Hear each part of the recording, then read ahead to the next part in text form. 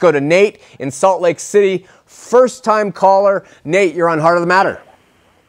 Hey, is this Shawn? This is. Is this Nate? Hey, this is Nate. Hey, I just wanted to say I've been watching your show for a month, and I love it. I agree with everything you talk about. Thanks, Nate. Nate. I think that's really cool that you're raising all these questions. I was raised Southern Baptist and now live in Utah, so I think the LDS Church and Southern Baptist are kind of similar. And yeah.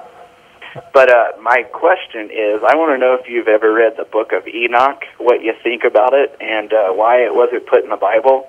Yeah, I haven't read it. I've read descriptions of it, and bottom line, there wasn't enough in there to correlate with the rest of the apostolic writings and the rest of the Bible, Old Testament, and so they just felt it didn't fit across the board with everything else, and so they didn't include it.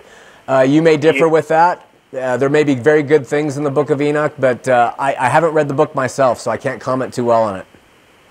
Would that go along with the verse in the Bible that says, "Don't take away or add to the Bible"? You know, that's a really good question you're bringing up. I'm going to get some people who disagree with me here, but I would not use that verse to talk about taking away or adding to the Bible, and let me tell you why.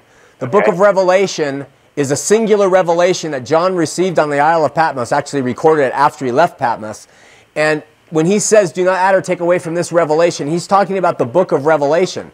Now you would say, well, it's the last book of the Bible.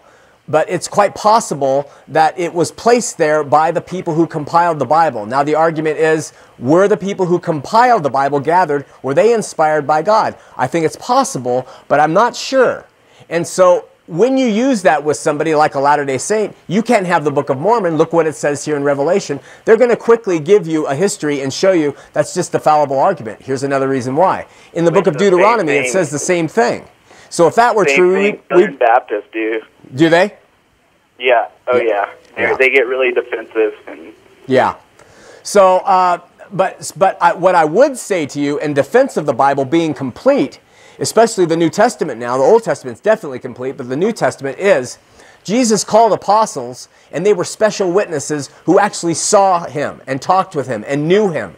And then the Holy Spirit came, and they were in charge to write. When the apostolic age ends, in this special period where Jesus used them as first-hand witnesses, inspired by the Holy Spirit to write, when they died off, we had now his written word, and we don't need more. So I would use that as the argument as to why we don't add to the Bible.